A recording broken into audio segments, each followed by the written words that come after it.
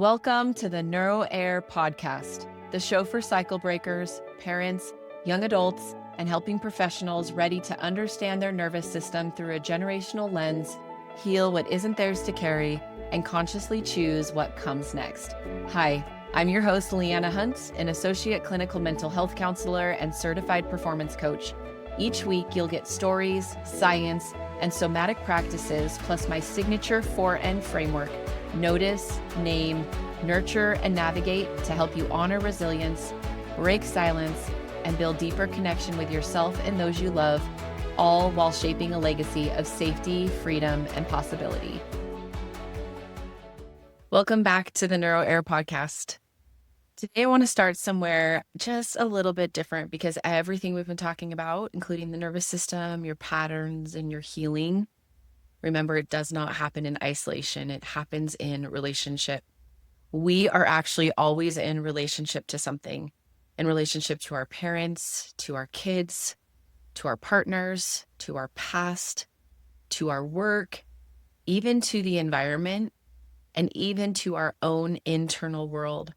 We're also in relationship to the younger parts of us that carry our experiences, our emotions, and our memories.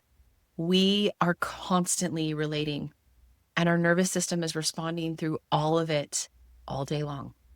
In the conversations we have, in the ones we avoid, in the tone of someone's voice, in a look, a pause, and even a shift in energy. Our nervous system is always assessing and asking, am I safe here? Do I belong here? Do I need to protect myself here? So healing was never meant to happen in isolation, because the very patterns we're working to understand were shaped in relationship. And they continue to show up in relationship, which means at some point this work leaves the internal space and it meets real people. It meets our real conversations, our real history, our real dynamics that have been in place for years. And that's where things can sometimes start to feel complicated, because it's one thing to understand yourself, and it's another thing entirely to bring that understanding into your relationships. And for a lot of people, there's a moment when that shift happens, where you start to see things more clearly. You begin to understand your nervous system in a deeper way.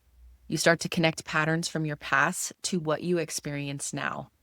And naturally, you want to bring that up in your relationships. You want to talk about it. You want to share it.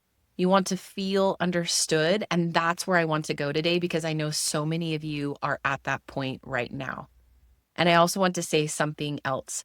This episode is for all the Drews out there. If you listened to my episode last week, you know I interviewed Coach Drew. He talked about trying to explain to his own family about his childhood and how that got shut down. So this episode is for all of you Drews out there, the ones who are doing the work, who are starting to see the patterns, who want to look at the past so the future can feel different, and who are finding that the people they love aren't always ready to go there with them. If that's you, this space is for you today. Because what you're wanting, it totally makes sense. You want your family to understand you. You're wanting to make sense of your story within their stories. You're wanting to shift patterns so that your kids don't carry the same things that you've had to. All of that makes sense. And remember, this isn't that you're being overly dramatic, or that this doesn't mean you're creating problems.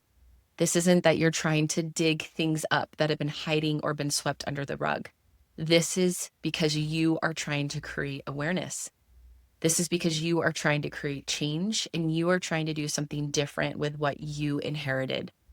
And I want you to really hear me when I say this. There is nothing wrong with that. But here is the hard part.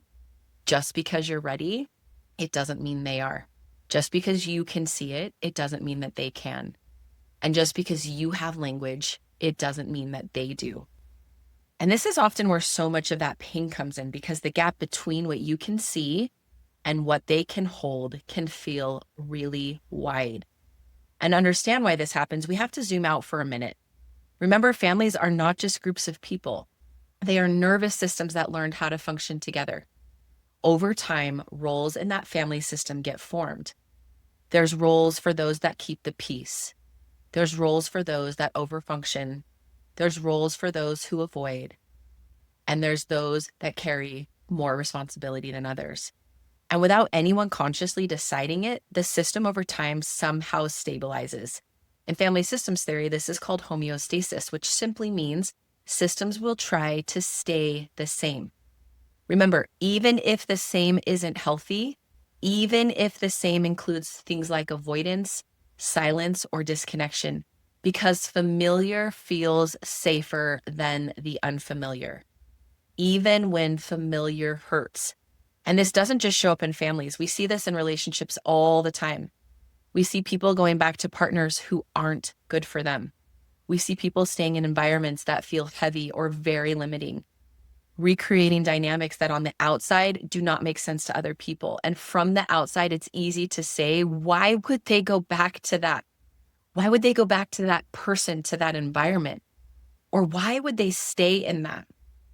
But from a nervous system perspective, it can make sense because the nervous system is not looking for what is healthy. It's looking for what is familiar. The nervous system is looking for what feels predictable, and it is looking for what it already knows it needs how to survive. So sometimes the nervous system will choose a familiar chaos over an unfamiliar peace. Did you guys hear that? The nervous system will often choose a familiar chaos over an unfamiliar peace because that unfamiliar peace requires something different. It actually requires a lot of different things. It requires vulnerability to choose that new unfamiliar peace. It requires being seen in new ways. It often requires the possibility of rejection or disappointment or not knowing what will happen next. And the brain is wired to avoid that level of uncertainty. Remember, your brain wants efficiency. It wants predictability. It wants the path of least resistance. And unfortunately, that can keep people connected to environments that don't actually support them.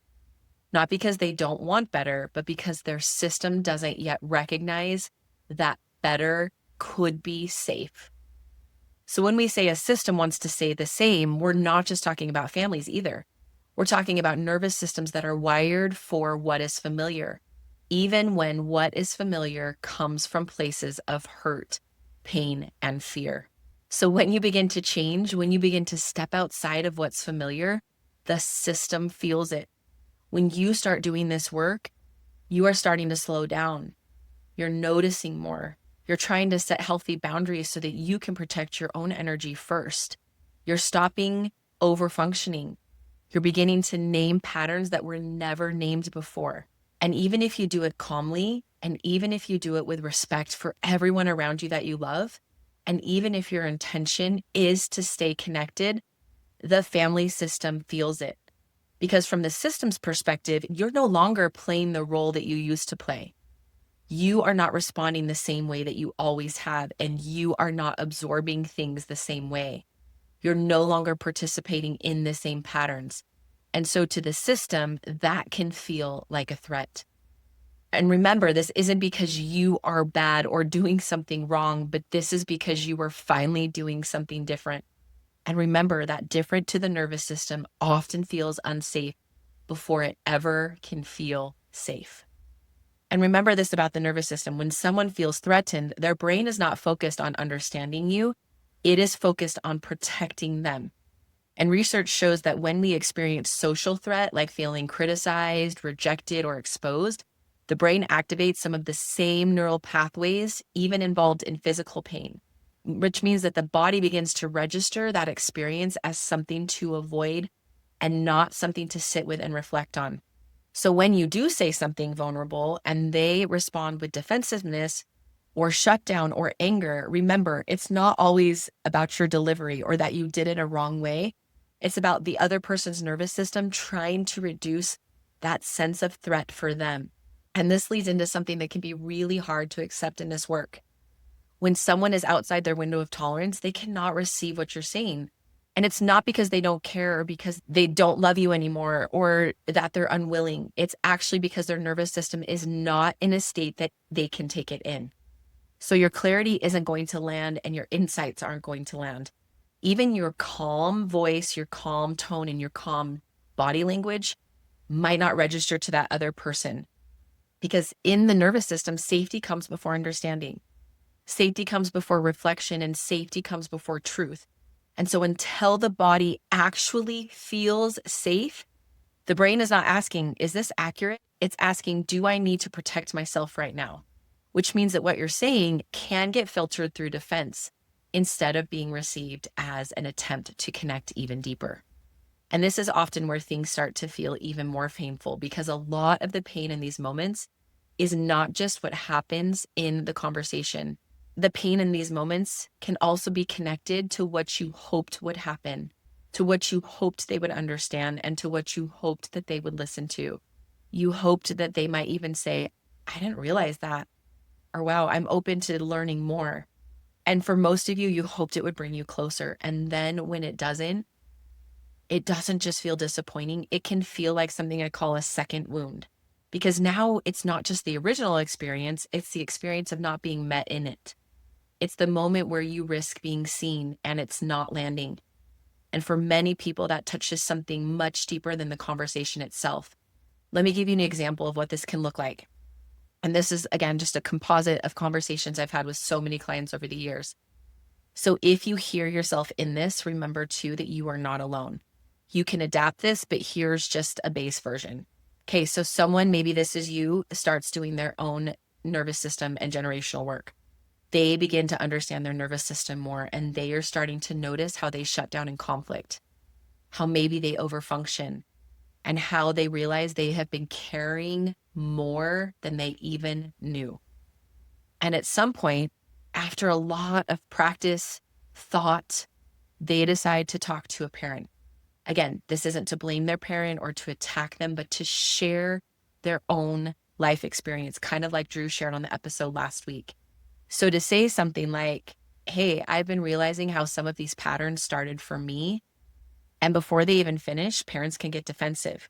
They might say things like, hey, that's not how it was, or you're remembering it wrong, or we did the best that we could. And suddenly the conversation shifts, and the person who came in wanting more connection leaves feeling shut down, confused, or like maybe they shouldn't have said anything at all. And at that moment, that's what we're talking about. And if you've been listening to the podcast for a while, you've heard me talk about this before, using the idea of a frequency shift. It's like your family system has been tuned into that certain radio station for years. The ways you respond, the role you play in your family, what gets said and what doesn't. Everyone knows that station because it's familiar. And then you start doing this work, and slowly you begin to shift, and you notice more music out there. You notice more radio stations than you ever thought possible. You notice this in your own body and your nervous system work. You're starting to respond differently to your partner and with your kids and at work. You start to say things and feel things that you've never said before. And it's like you're starting to turn the dial on that frequency. You're not doing it all at once. And remember, we don't just arrive at a completely new station and live there perfectly. We move back and forth from the familiar to what's new and still unfamiliar. Sometimes you're back on that old station, especially when you're playing your family role in your family system. And then other times, maybe with friends or family, maybe some extended family or your work family, you're starting to experiment at new frequencies, like these new higher radio stations, leaving and learning what it feels like to leave the familiar of the old station and learning what it feels like to be at the new. And as you're learning what life is like at this new frequency, the people around you, remember, are still used to where you've been. So when you show up differently, even with love, even with gentleness, and even with consideration, and even when you're trying to be totally intentional, they don't always know what to do with you there because it is unfamiliar. And this is that moment we've talked about before, where your healing starts to look like an invitation, not something you're forcing and not something you're trying to convince people of, but simply how you're showing up differently. And as that shifts, some people will meet you there. Some people are going to open your invitation and be so excited to want to join you in this healing journey. Some aren't going to even open them, remember, and some invitations are going to get lost in the mail. And again, this doesn't mean that you did something wrong. This means oftentimes that they are not ready to receive what you are inviting them to see. So as you're learning what it feels like to be on a different frequency and simply living that out, you start to see who can meet you there and who cannot, or who cannot at least meet you right now. So as you're learning what it feels like there at this new frequency, and as you're sending out these invitations, you're also learning something really important. Not everyone is going to move with you and at the same time. And this is where I want to offer you something. If you are the one in your family starting to see the patterns, you are the one starting to name things and starting to slow things down for your own healing. Remember, you are just earlier than everybody else, and that is okay. You are the one beginning to shift from that familiar family frequency, even if you're still learning what that feels like. You are the one sending something different in your invitation simply by how you are showing up. And being the early one or the one that goes first in a family system, you guys, I know it can feel incredibly lonely because you're standing in a place that others haven't stepped into yet. And that doesn't mean that you're too much. It doesn't mean that you're the problem. It doesn't mean that you're creating something that isn't there. It means that you are seeing something that hasn't been seen before. And that, my friends, takes courage. And this is where the four ends begin to shift, not just as a way to understand yourself, but as a way to stay connected to yourself when others don't understand you. So I want to invite you into a moment here, if it feels okay. I want you just to bring to mind a recent situation that felt just a little bit hard in some way. And if you need to pause to allow yourself that moment, go ahead and do so and then come back when you're ready. Maybe it's a conversation that didn't go how you hoped. Maybe it was something you tried to share that just didn't land the way you were hoping for. Maybe it was a moment where you felt alone in what you were noticing.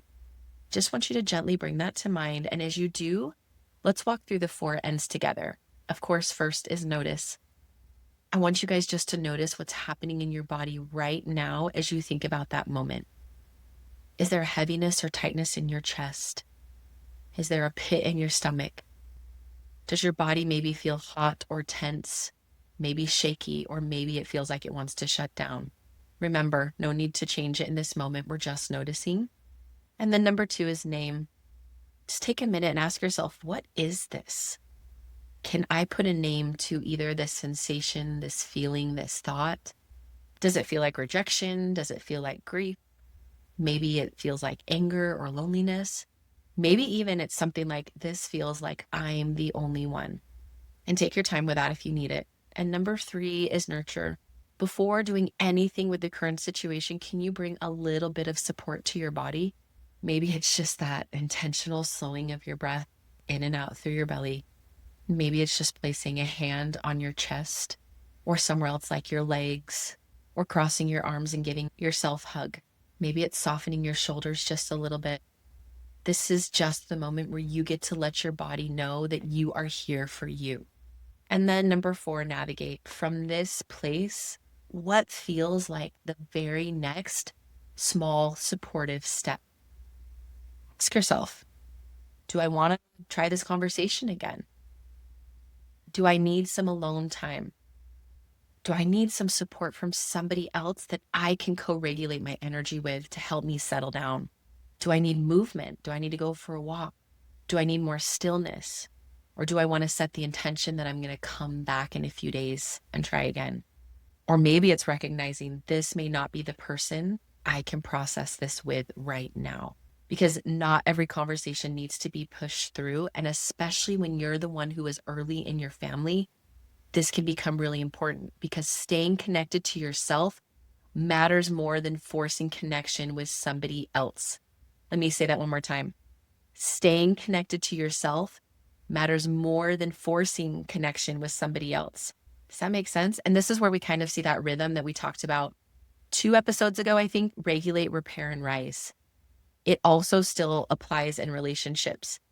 Remember, regulating, meaning you're not forcing connection when your body is activated. Repairing, if it's appropriate. But hear this, repair does not always mean resolution. Some people will not be able to meet you there yet, and that is not something that you can force. And then rise, not from how do I get them to understand me, but from what is this showing me about capacity, boundaries, and where I even feel safe showing. And this is where discernment can become really important. Just because something is true doesn't mean it's safe to share it with everybody. You can ask yourself, does this person have the capacity to hear me right now? Is there a history of repair here with this person? Like, do I have evidence that repair is currently possible? Maybe it's asking, do I feel emotionally safe opening this up? And this might be one of the most important things I can say today. Your healing is not dependent on their awareness. Remember that you can understand your story. You can learn to regulate your body and shift your patterns, even if they never meet you there. And I know that that can sound super painful. And you guys, I promise that is not what I want for anybody. But I want you to remember that there are so many things that you can do to learn this and to deepen your understanding of your own story and your own healing journey, even if nobody else is ready to come on board. And this is where the work becomes bigger than just you. You might be the first person in your family, again, to name the patterns, to prioritize regulation, to practice repair. And yes, I know that that can feel lonely, but it can also mean that things are changing and that they are changing through you. And as we start to close today, I just want to take a moment and speak directly to you. If you are someone who is trying to bridge these gaps in your family, if you are the one trying to understand yourself, trying to show up differently, trying to bring language to things that were never named, I want you to know that I truly feel your heart. I see your effort because I talk to you guys and the conversations that we have, and I see your courage, and I know how much you care. I also know how hard it can be to hold that awareness when the people you love aren't meeting you there yet. My heart truly does go out to those of you who are trying to bridge these nervous system gaps in your relationships, to the ones who are slowing things down when everything in this system wants to speed back up, to the ones who are choosing awareness in spaces that have lived for years and decades in avoidance. And my continual prayer is that the people you love will open those invitations sooner, that they will start to get curious and that they will choose to meet you there, that healing becomes something shared. But even if that doesn't happen right away, remember that I see you. I honor your work and I applaud you for being the one who goes first, even when it's messy, even when it's lonely, and even when you're still figuring it out as you go, because that matters way more than you probably realize. The goal of this work is not to break up families. I want you guys to hear that. There's way too many other people and therapists that are supporting that. The goal of my work is to bring awareness where there hasn't been awareness. It's to create the possibility of healing instead of staying stuck in patterns that were never questioned. And sometimes, actually, oftentimes, there is what I call a messy middle, a space where things don't feel fully connected, but they're not completely disconnected either. And that messy middle might be exactly where healing actually begins. So if that's where you feel like you are right now with yourself or in relationships, remember that you're not doing anything wrong. You are just in it, and that matters. Remember, it's about one moment at a time.